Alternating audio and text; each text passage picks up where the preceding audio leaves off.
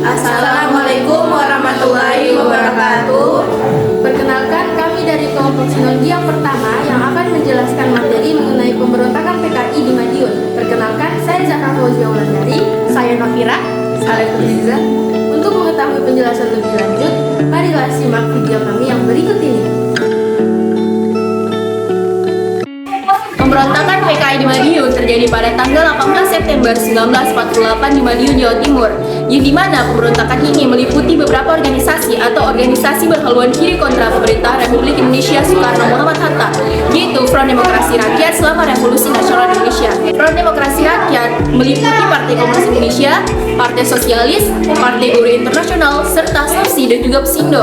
Pemberontakan PKI di Madiun berakhir 3 bulan setelahnya ketika anggota dan pemimpin dari FDR ditahan dan dieksekusi oleh pasukan TNI. Latar belakang dari pemberontakan PKI Madiun yang pertama adalah jatuhnya kabinet Amir Syarifuddin. Hal ini diakibatkan oleh perjanjian Renville, yaitu di mana wilayah Indonesia yang diakui oleh Belanda hanya 3, yaitu Jawa Tengah, Yogyakarta, dan juga Sumatera. Amir Syarifuddin sebagai Perdana Menteri kali itu menjadi wakil Indonesia dan membubuhkan tanda tangan. Akibat dari penandatanganan perjanjian Renville tersebut, kabinet Amir Syarifuddin digantikan oleh kabinet Hatta. Setelah tidak lagi menjadi Perdana Menteri, Amir Syarifuddin membentuk Front Demokrasi Rakyat dan bekerja sama dengan organisasi berpaham kiri. Alasan yang kedua adalah kedekatan Amir Syarifuddin dengan tokoh PKI. Bersama mereka bercita-cita untuk menyebarkan ajaran komunisme di Indonesia.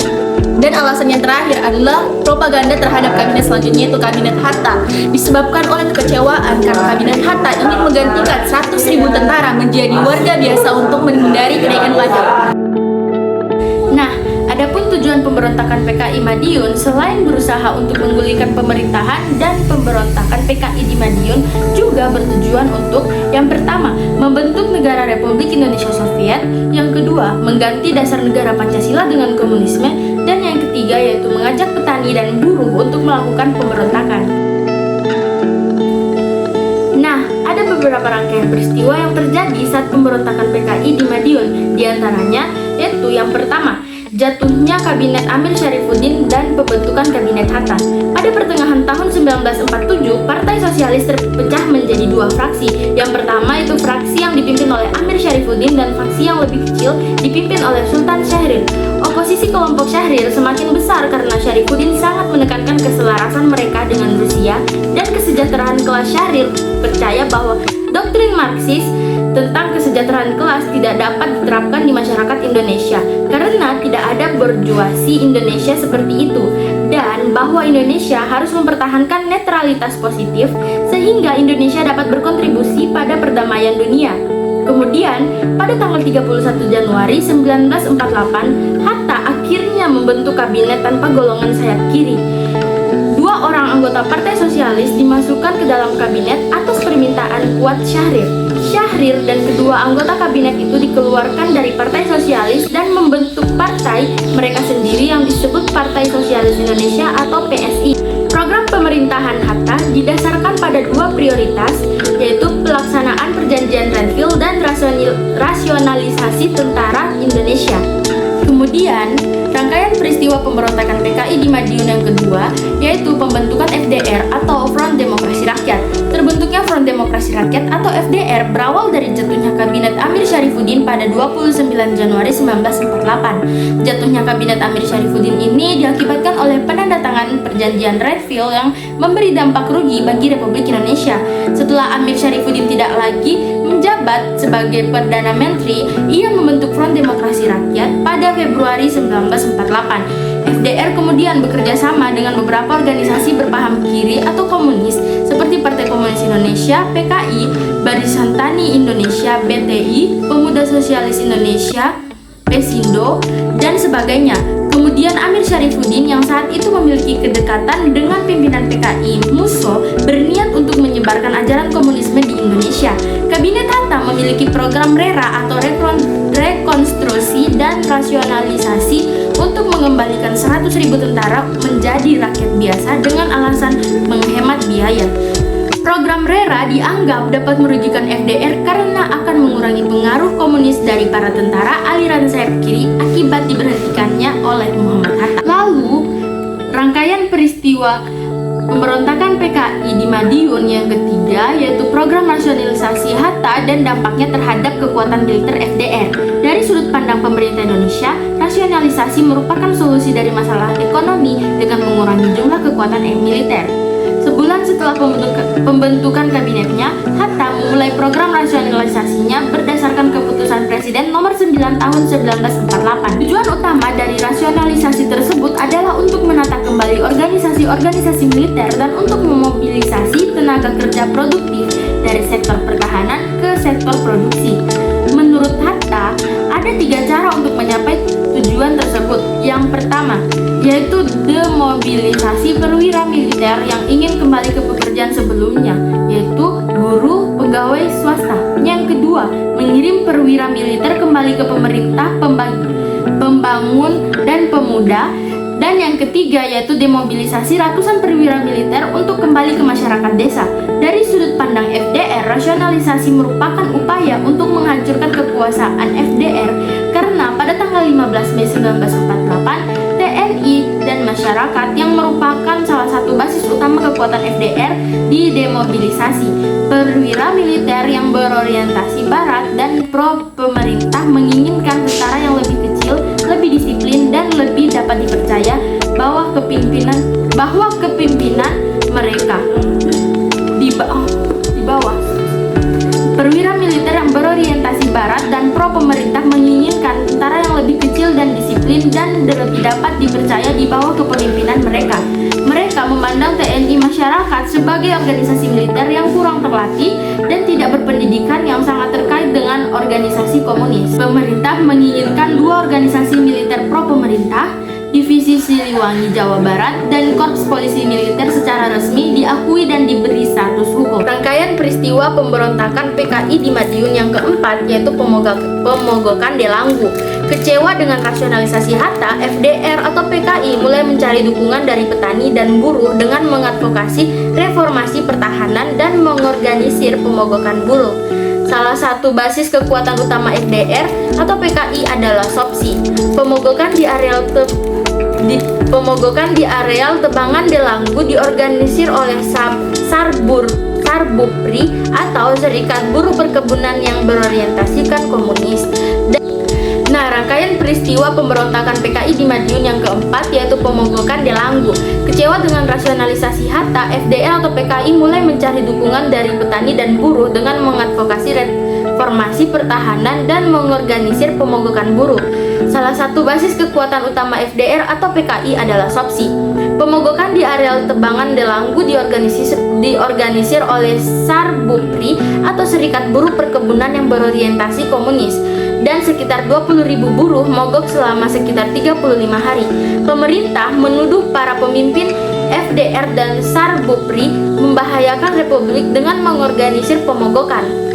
Mereka menanggapi tuduhan ini dengan mengatakan bahwa pemerintahlah yang membahayakan Republik dengan kebijakan ekonominya yang tidak efektif dan tidak tepat. Pemogokan berakhir pada tanggal 18 Juli 1948 dengan pemerintah bersedia menerima pemerintahan buruh untuk tekstil dan beras sepanjang 2 meter yang akan diberikan setiap bulan di samping gaji mereka. Rangkaian peristiwa pemberontakan PKI Madiun yang kelima adalah hubungan luar negeri Republik Indonesia. Peristiwa Madiun harus ditempatkan dalam konteks internasional, di mana 2 negara adidaya berperan dalam pengambilan keputusan pemerintah Indonesia. Suritno adalah seorang komunis muda yang menjadi wakil Republik Indonesia pada Kongres Federasi Pemuda Demokratis Dunia di Praha pada tahun 1947. Pada Januari 1948, ia bertemu dengan seorang duta besar Rusia dan membahas hubungan konsuler masa depan antara Rusia dan Indonesia. Alih-alih menerima perjanjian yang telah diperbaiki, pemerintah Hatta memutuskan untuk menghentikan hubungan bilateral. Pada tanggal 11 Agustus 1948, Suritno tiba di Yogyakarta dengan sekretarisnya yang ternyata adalah Musso, seorang tokoh komunis senior Indonesia.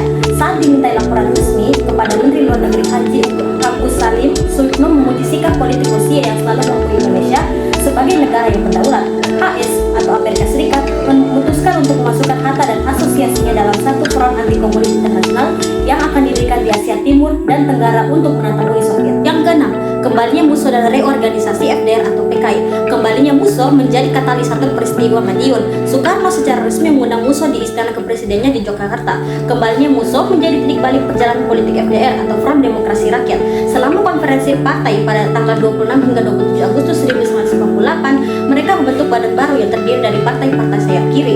Anggota dari partai-partai sayap kiri, bidang politik baru ini adalah pimpinan FDR, yaitu Maluto Darusman, Tan Lijia, Harjono, Setiajid, Joko Sujono, Aidit Wikana, Suripno Amir Syarifudin, dan Animin, dengan Musso sebagai ketuanya. Pengangkatan kembali ini dijadikan alasan yang sah oleh musuh-musuh FDR atau PKI untuk melancarkan kampanye anti PKI. Salah satu tuduhan terbesar pemerintah adalah bahwa Musso mempromosikan keterlibatan politik dalam konflik Soviet Amerika. Yang ketujuh adalah masa di mana menuju pemberontakan. Para pemimpin FDR melakukan perjalanan propaganda ke Jawa Tengah dan Jawa Timur. Tujuan utama mereka adalah mempromosikan ide-ide politik Musso. Pemimpin PKI lainnya tetap berada di Yogyakarta mencoba berunding dengan pemimpin PNI dan Masyumi untuk membentuk kabinet baru yang akan mencakup perwakilan FDR. Beberapa anggota PKI dan Partai Sosialis di Bojonegoro menentang keputusan rapat pada tanggal 26 sampai 27 Agustus 1998. Selama periode ini, terjadi bentrokan kecil yang melibatkan kelompok militan pro-Hatta di satu sisi dan kelompok bersenjata pro-FDR di sisi lain. Setelah pembunuhan Kolonel Sutarto, perkembangan politik di Solo semakin intens. Munculnya divisi Siliwangi yang royal kepada pemerintah dan anti kiri juga menjadi salah satu penyebab ketidakstabilan politik di Solo yang menjadi basis divisi Senopati. Kekuatan FDR mulai berkurang setelah beberapa kasus pembunuhan dan penculikan perwira kiri. Ke-8 adalah terjadinya pemberontakan. Pemimpin lokal di FDR Madiun mendapat perintah untuk melucuti senjata para agitator untuk menghindari kemungkinan pertumpahan darah di daerah tersebut. Pukul 3 pagi tanggal 18 September 1998, FDR mulai merebut pejabat pemerintah daerah, sentral telepon dan berkas tentara dengan Sumarsono dan Joko Susono sebagai pemimpin operasinya. Pertempuran singkat tersebut berakhir dengan 2 perwira setia terbunuh dan 4 terluka. Dalam hitungan jam, Madiun sudah dikuasai FDR. 2 anggota FDR, Setiaji dan Wikana, mengambil alih pemerintahan sipil dan mendirikan Front Pemerintah Nasional Daerah Madiun. Sumarsono kemudian mengumumkan melalui radio lokal, dari Madiun kemenangan dimulai. Setelah mendengar tentang apa yang terjadi pada 18 September, Musso dan Syarifudin pun kembali ke Madiun. Pukul 10 malam tanggal 19 Desember 1948, Presiden Soekarno menyatakan bahwa pemberontakan Madiun adalah upaya untuk memulihkan pemerintah Republik Indonesia dan Musso telah membentuk Republik Soviet Indonesia. Soekarno diikuti oleh Sultan Hamengkubuwono IX yang memiliki pengaruh sangat kuat di kalangan masyarakat Jawa. Dalam sambutannya, ia meminta rakyat untuk memberi mereka mandat penuh untuk menumpas gerakan komunis. Musso berusaha meyakinkan rakyat Indonesia bahwa Soekarno dan Hatta adalah budak imperialisme Amerika, pengkhianat dan pengedar Rumusha. Ketegangan meningkat antara Soekarno-Hatta dan para pemimpin FDR. Dalam upayanya meyakinkan pemerintah, pada tanggal 23 September, Amir Syarifudin menyatakan bahwa konstitusi FDR adalah negara Republik Indonesia, bendera mereka tetap merah putih, dan lagu kebangsaan mereka tetap Indonesia Raya. Yang ke-9 adalah akhir dari pemberontakan. Pada tanggal 28 Oktober, pemerintah menangkap 1.500 orang dari unit militer pemberontak terakhir. Musso ditembak mati 3 hari kemudian pada 31 Oktober ketika dia bersembunyi di kamar kecil dan menolak untuk menyerah. Jenazahnya kemudian dibawa ke Ponorogo untuk dipamerkan ke publik sebelum dibakar. Sebulan kemudian, pada tanggal 29 November, Joko Susono dan Maluto Darusman ditangkap. Syarifudin menghadapi nasib yang sama ketika ditangkap pada 4 Desember. 3 hari kemudian, pada 7 Desember 1948, Mabes TNI atau Markas Besar TNI mengumumkan pemusnahan terakhir pemberontakan dan menyatakan bahwa sekitar 35.000 orang, sebagian besar tentara, telah ditangkap. Pada 19 Desember, Syarifudin, Maluto Darusman, Joko Susono, Suripno, dan para pemimpin FDR lainnya dieksekusi. Perkiraan korban lainnya adalah 24.000 total, 8.000 diantaranya di Madiun, 4.000 di Cengku, dan 12.000 di Ponorogo. Karena peristiwa tersebut mempengaruhi daerah tetangga. Salah satu anggota FDR, Sumarsono, berhasil melarikan diri, namun berhasil ditangkap karena adanya kampanye anti-komunis yang diluncurkan oleh pemerintah Indonesia di bawah Presiden Soeharto pada tahun 1965. Yang ke-10 yaitu pembangunan Monumen Kresek sebagai saksi secara pembantaian PKI Madiun. Sebuah monumen didirikan untuk mengingat aksi pembantaian yang dilakukan Partai Komunis Indonesia atau PKI di Madiun pada tahun 1948. Namanya adalah Monumen Kresek. Bahkan monumen yang terletak di Desa Kresek, Kecamatan Wungu, Kabupaten Madiun ini juga dikenal sebagai saksi bisu kekejaman PKI kala itu. Sebab kabarnya di sekitar monumen inilah jenazah sejumlah tokoh dibantai PKI dimakamkan dalam satu lubang. Di seputar monumen juga terdapat sejumlah relief yang menggambarkan bagaimana cara kejam PKI membinasakan tokoh dan ulama yang ada di Madiun. Sekian pembahasan dari kelompok kami mengenai pemberontakan PKI Madiun. Terima kasih. Wassalamualaikum warahmatullahi wabarakatuh.